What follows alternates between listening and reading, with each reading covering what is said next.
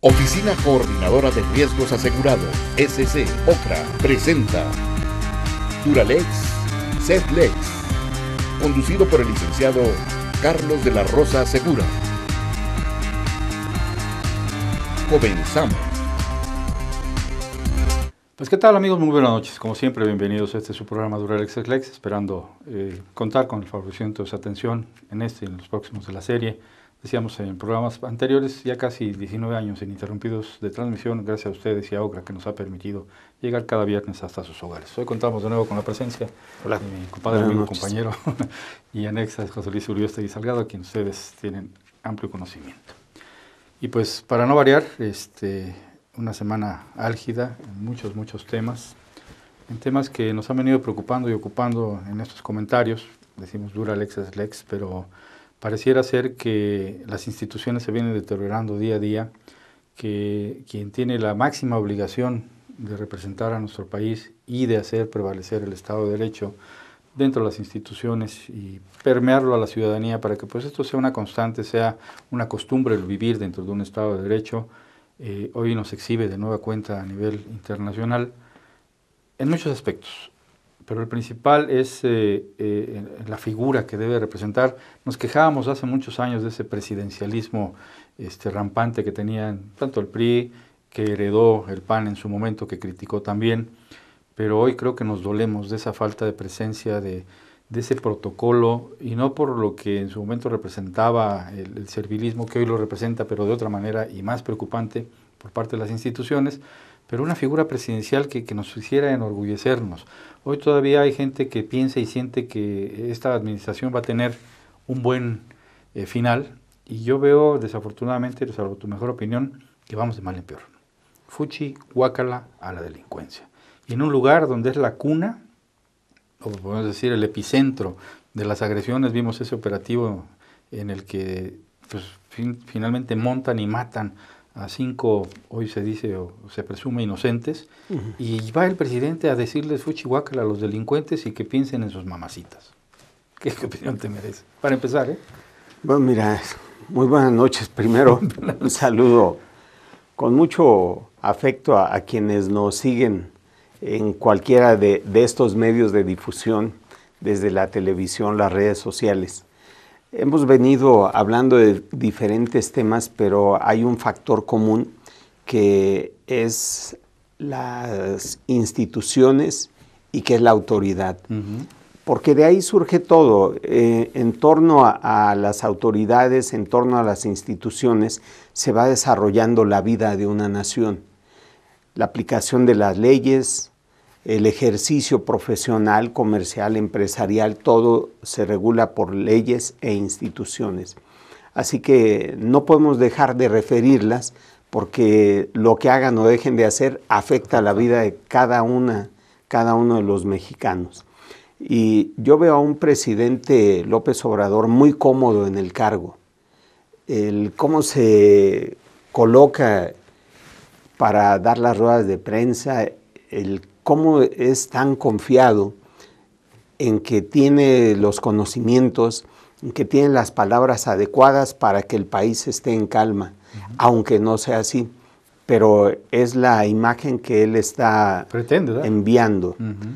El pretender acabar con un problema de inseguridad tan grave como el que vivimos, con esas expresiones que muchos de nosotros usábamos de niños, y que ahora hemos alejado en nuestro vocabulario porque representan repugnancia, pero a un nivel infantil. Claro. Y un presidente no puede darse el lujo de estar cómodo en el cargo. Un presidente tiene que estar tenso, ocupado, nervioso, claro, con una alta responsabilidad sobre sus hombros de guiar a este país hacia los estadios que le corresponde a cada uno de sus habitantes, y lo veo tomando decisiones por los otros dos poderes que ya lo comentábamos previo al inicio de esta grabación. Es alarmante. Así no se puede. Pero digo, independientemente del fuchi guácala, que con perdón la expresión se suena hasta maricón, porque no sé, o sea, no hay otra manera de calificarlo, un maricón que fuchi guácala a los delincuentes, por amor de Dios, o sea, es un presidente. Pero la otra, como comentas y lo platicábamos antes de entrar a cámaras, ¿cómo es posible que exhiba lo que ya se sabe desafortunadamente, que pues es un servilismo por parte del Senado de la República y del Congreso de la Unión hacia el presidente, el salir a decir que ya está aprobada una iniciativa en relación a los maestros, cuando ayer se armó un galimatías y cerró y paralizó la Cámara, no hubo sesión, un periodista le aclara, o le aclara la plana, oiga presidente, pero ¿cómo dice que si ya se resolvió si no sesionaron ayer? Pero no se preocupen, de todos modos sí se va a aprobar, no hay problema. O sea, ya mandató el señor que se va a aprobar, y los otros señores obviamente el día que sesionen pues van a levantar la manita, y ya sesionaron y ya aprobaron porque el presidente dijo que así iba a ser, ¿no? Entonces, sí, es preocupante esa, aunque después dice que bueno, finalmente ganaron gracias al movimiento del magisterio y que todos los que ganaron, incluidos los senadores y diputados, junto con él, se deben al magisterio y que por eso no debe haber problema. Imagínate nada más. Yo creo que es una visión muy parcial. Y mucha gente votó por él, votó por ese proyecto porque estaba convencido que podía dar resultados para todos, no nada más para un grupo, y me arrepiento. para un grupo en particular. Y el que el presidente anticipe lo que va a suceder en una ley es solo dejar en claro quién manda en este país sobre el poder legislativo. Sí, Y en un país democrático, republicano como el nuestro, debe haber un equilibrio de poderes, debe haber un contrapeso al poder central. Para eso está. Y no se está constituyendo como tal. Vemos a Monreal peleado con Batres por ver quién pone al presidente, o en este caso la senadora presidente del Senado. Vemos en la Cámara de Diputados a un diputado tabasqueño que airadamente y con mucha energía dice que reformemos la Constitución para que sea el sí reelección, y le suplica a López Obrador ya desde ahora, antes de un año de su gobierno, que piense en la reelección. Yo creo que estamos malentendiendo desde algunos espacios lo que es el ejercicio del poder, y estamos anticipando lo que muchos desearían que sucediera, una perpetuación de alguien que concentra el poder, que se vuelve en un dictador. En otras ocasiones hemos comentado sobre las personalidades de quienes ejercen diferentes cargos. Y aquí el que ejerce el mayor dominio sobre todos es el presidente, como siempre, pero abajo de él hay personas que se han subordinado porque creen que este caudillo les va a llevar a perpetuarse ellos también en el poder. Quitamos al PRI y el PAN intentó perpetuarse. Se quita al PAN, llega el PRI nuevamente, y en un tercer intento López Obrador llega a la presidencia junto con una camarilla de personas que habían defenestrado de su militancia en otros partidos y se asocian, muchos cuestionados por delitos como Napoleón Gómez Urrutia, como el propio Bartlett, como el canciller Ebrard, y así podemos enumerar a otros. La propia maestra Elba Ester, a quien se le asocia en algún momento, y otros más que por el solo hecho de unirse a él se encumbran y ahora están pretendiendo también trascender hacia cargos más importantes. Los asesores, y solo hay uno, ¿no? ¿Quiénes son? Solo hay uno, O sea, la presidencia de la República. Claro.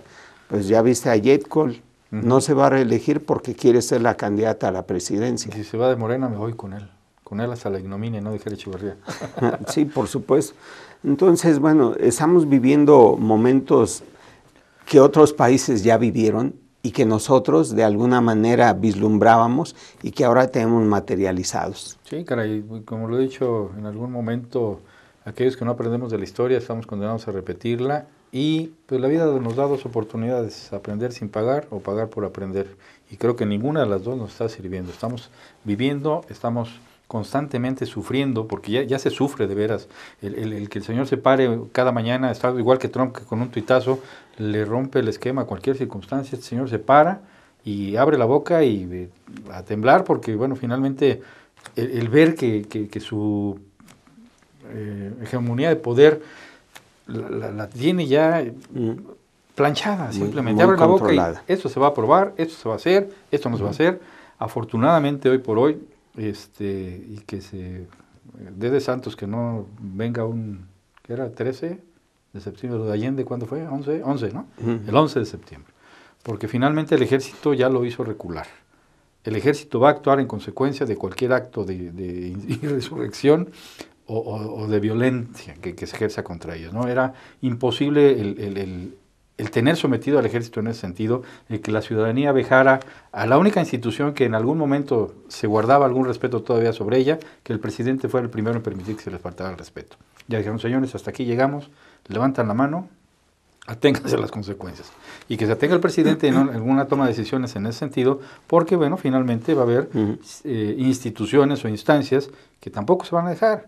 Hoy su famosa Jóvenes Construyendo el Futuro, ya vimos el resultado que tuvimos aquí en Cuernavaca. Les falla tantito el dinero, que es lo que he dicho siempre. ¿De dónde iba a sacar tanto dinero? Bueno, ya empezamos a ver que empieza a cancelar esto, empieza a cancelar lo otro, y quiere el terrorismo fiscal ejecutarlo para seguir jalando más dinero, el control total de Hacienda que le permite manejar a discreción, su partida secreta, la cancelación del aeropuerto, en fin, toda la bola de miles de millones de pesos que empieza a repartir, va a llegar el momento que se le van a acabar, y cuando se le acabe, se le acabó la fiesta. En campaña, el ahora presidente hablaba de que cada año se robaban 500,000 millones de pesos por actos de corrupción.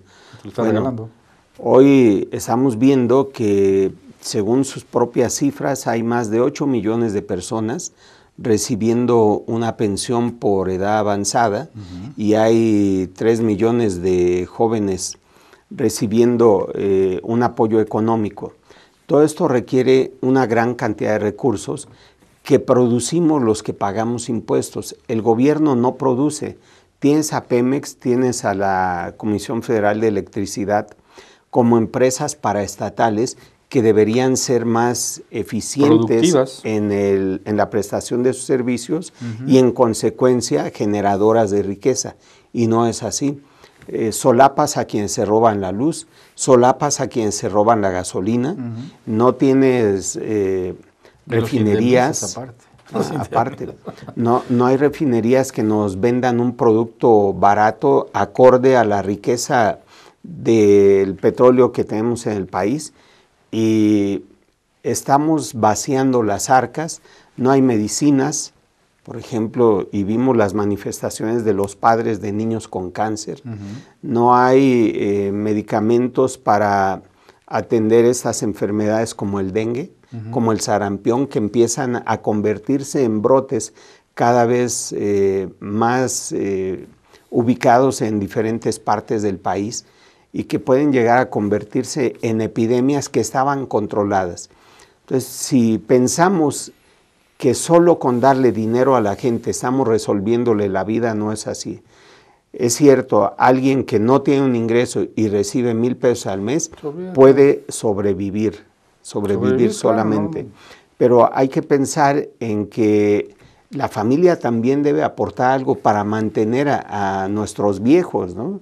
Para mantener a nuestros enfermos o a nuestros incapaces o niños. De ser productivos a nuestros hijos, el Estado, claro. No mandarlos nada más a levantar la mano y cuando no les den reclamar. Sí, porque no estamos logrando una transformación en la mentalidad, al contrario, estamos volviéndolos más conformistas y dependientes del gobierno. Y ya vimos lo que sucedió aquí en varias partes del estado de Morelos. 700 personas, ¿dónde estaban más?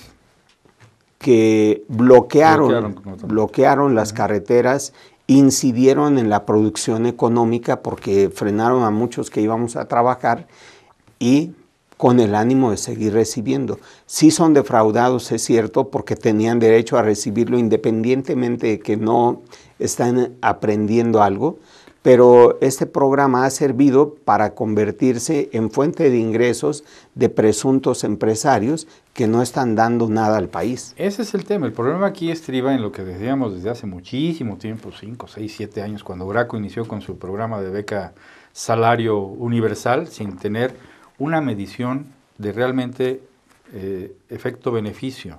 El dar dinero sin saber realmente a dónde va a parar, el no saber realmente si esto va a permear en un beneficio a los jóvenes. Yo se lo decía en su momento, a ver, señor, si no tenemos una medición realmente de a quién se le está dando y es universal, no sabe si va a la escuela, si no va. Si tiene una buena calificación o no, si tiene alguna productividad del dinero que les está dando, porque lo está dando para ayudarles a estudiar. Acá es para ayudarles a aprender, se supone, un oficio, un arte, una profesión, pero el movimiento se genera porque supuestamente, según quien lo está administrando, son empresas fantasmas, son empresas que no contrataron a nadie. Hoy dicen los jóvenes que sí son beneficiarios, pero que, bueno, a ellos nada más les daban el dinero, hoy por ahí, no me consta, pero este es el problema de cuando no hay una medición, cuando no hay una estructura de gobierno que realmente pueda medir. Aquí a los señores les llega realmente, hay gente muerta a la que le están dando el dinero, que quién sabe dónde va a parar. Los jóvenes realmente están aprendiendo un oficio. A mí me decía alguien por ahí, pero lo que pasa es que aquí llegan y no hacen nada, y les reclamas y dicen, pues tú no me estás pagando, me está pagando el gobierno, tú no eres mi patrón. Así de ese tamaño, es que tú no me pagas, me paga el gobierno. ¿Quién va a controlar esta situación de este dispendio indiscriminado de miles de millones de pesos que el día de mañana no sabemos si realmente va a beneficiar a alguien o está enriqueciendo a alguien a tras bambalinas? Porque pues empresas fantasma hoy quiere juzgar a quien en su momento emita facturas fantasma, quien de otra manera fiscalmente evada, y por el otro lado está con manga ancha repartiendo los miles de millones sin importarle y sin vigilar realmente el destino de esos recursos. Sí, y aquí tiene aplicación ese viejo dicho chino, creo que era de Confucio: no les des el pescado, enséñales a pescar. Claro. Y aquí lo que estamos haciendo es entregar un dinero sin que efectivamente nos ocupemos como gobierno de que este recurso está sirviendo para que ellos aprendan y para que la empresa sea más productiva, que ese binomio sería ideal. Tienes gente a la que no le estás pagando de tu bolsa, que te está ayudando a hacer algo y está aprendiendo y se va a convertir en alguien que pueda valerse por sí mismo. Idealmente está bien programado, claro. Materialmente no está debidamente organizado, ejecutado, porque todo se basa en llenar formularios, se cumple el requisito y se liberan los recursos. Y dice el formulario que habrá inspectores, yo no he visto ni sé ni cómo operan, si van a operar o no, y que habrá una supervisión, dicen, porque van a decir, es que sí la hay, pues bueno, está en el papel, pero físicamente yo no he visto absolutamente nada y ahí están los resultados. Bueno, ¿no? y yo tampoco vi que viniera alguien de gobierno a sentarse a dialogar con los jóvenes y tomar nota para hacer una investigación. La bolita de uno a otro, ¿no? Es Rabín, no es Rabín, es Rabadán, no es Rabadán, yo no tengo nada que ver. Sale por ahí un Montesquieu, que conocido de sobra el señor en su reputación, pero finalmente es el que recae la responsabilidad, porque dicen que son sus empresas y les deslinda, dicen no son mías, pues entonces ya resultó que ni Pedro, ni Juan, ni Chana, ni nadie, o sea, aquí quedó en el limbo porque nadie es responsable. Entonces, ¿quién les dio la tarjeta? ¿A qué empresa están asignados? ¿Y quién se percató si la empresa existe o no? Ese es el tema, lo que te digo, no hay realmente, como dices tú, no hay una ejecución material organizada pues de la situación. Ese es el dispendio, nada más por dar un aliciente a la gente que votó por él y que lo va a mantener ahí con la expectativa de la dádiva, y que el día que no les dé, pues ya vimos el resultado, ¿no?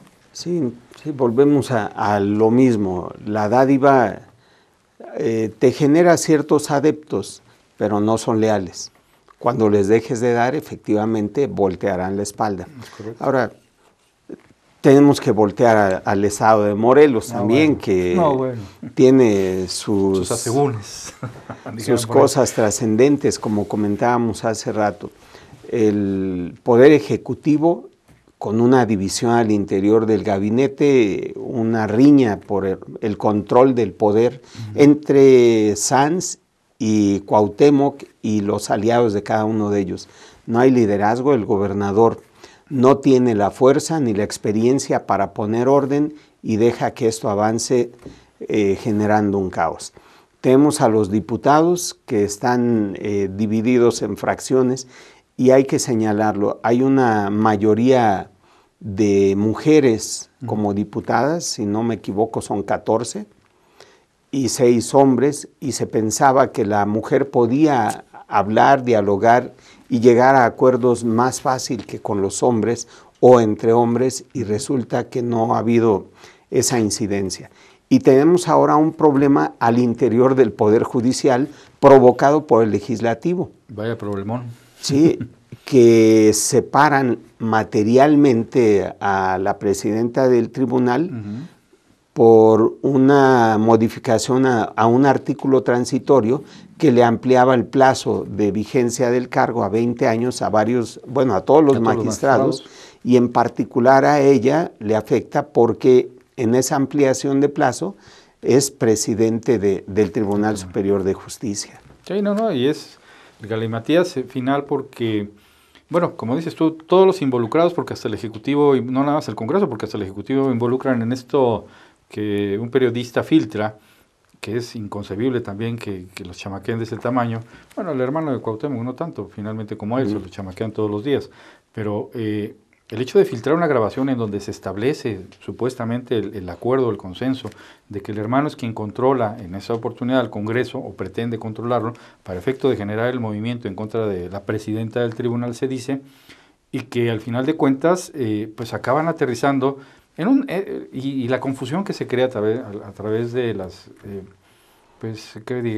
mañosas declaraciones también de la expresidenta o presidenta, todavía no se sabe de acuerdo al resultado del amparo, pero finalmente el decir que es un acuerdo cuando es un decreto, el que no tiene validez cuando de una otra manera fue publicado como decreto, al igual que el decreto que generó la permanencia de 20 años, o sea, exactamente lo es un ejercicio legislativo que tuvo observaciones en su primera emisión y que de una otra manera recula en su momento el legislativo, dice, bueno, está bien, dejamos sin efecto las 9 observaciones, va el decreto con las observaciones como lo comenta el Ejecutivo lo publica y bueno, finalmente se le pasa a la presidenta o expresidenta promover en tiempo el amparo porque pues el decreto empieza a ejercer sus... al día siguiente y el día siguiente es 12 con un minuto del día 12, ¿no? Claro. Así de fácil. El amparo lo presenta a las 9, 10 de la mañana, la suspensión se la dan por ahí del mediodía, pues con la pena, digo, en mi concepto... Esto acto consumado. Acto consumado, no hay vuelta de hoja en el sentido.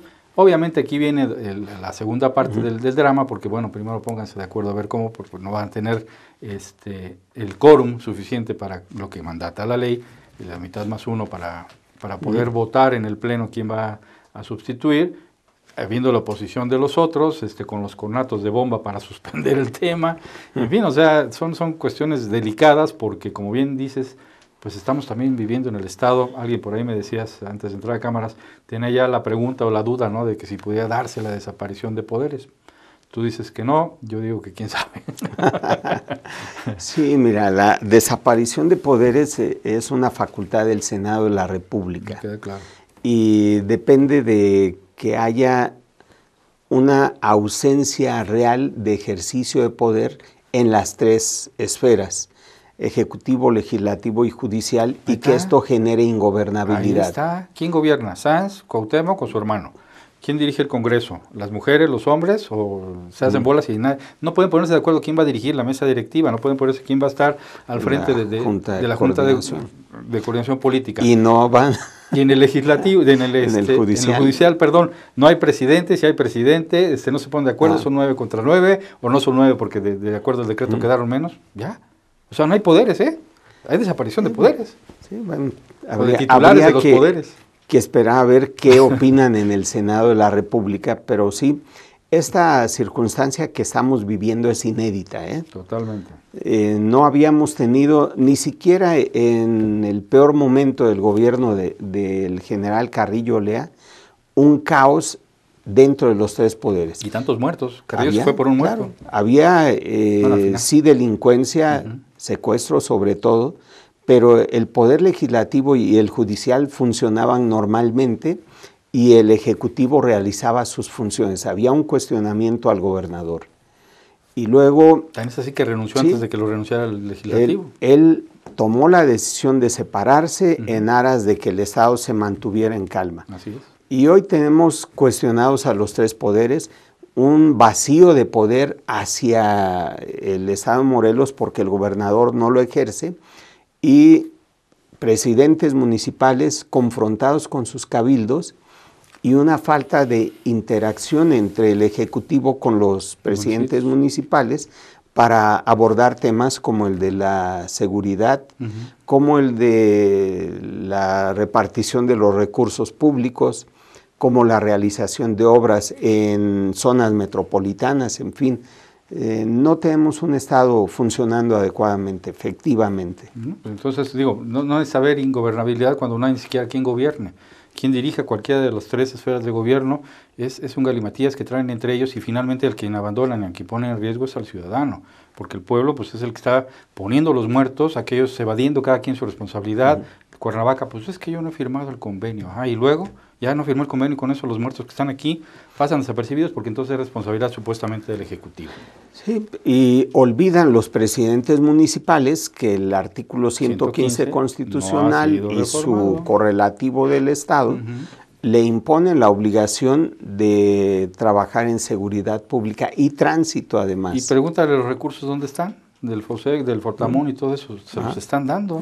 ¿Y dónde están? ¿En qué lo están ejerciendo? Si supuestamente no tienen la responsabilidad, habría que meterle ahí lápiz a ver dónde está ese dinerito. Porque el convenio que firmaron no es para deshacerse del problema, es para coordinarse y seguir manteniendo en funcionamiento sus corporaciones policiales. ¿Quién los firmaron? Porque Cuernavaca dice que no lo ha firmado, entonces así, ahí se la lleva navegando con banderita, ¿no? Pues mira, dejando eso a un lado, abriendo un paréntesis, hoy es 13 de septiembre y recordamos la gesta heroica de los niños del Colegio Militar en 1847. Yo creo que ejemplos como esos deben permear. Sí, y estar presente en la vida de todos los mexicanos. Siempre hay ese fervor patrio, ese amor que debemos tener a nuestro país y defenderlo constante y cotidianamente en contra de cualquier acción que atente contra las libertades, contra la soberanía. Y eso implica también hacia el interior del país. Pues mañana es 15, iniciemos una nueva guerra de independencia, porque digo pacífica, obviamente no estoy incitando sí, luego vayan a querer juzgar ahí por... De ideas. De ideas, ¿no? Iniciemos una nueva guerra de independencia de ideas, porque finalmente estamos mal y vamos para peor. Yo espero que haya sido de su agrado este programa. Gracias a Ocra, gracias a don Mario Coros, que nos permite llegar cada viernes a sus hogares. Tengan un excelente fin de semana, festejen con calma, festejen tranquilos, y esperemos que la seguridad nos alcance para poder gritar ¡Viva México! Hasta el próximo La Serie. Muy buenas noches. Presentó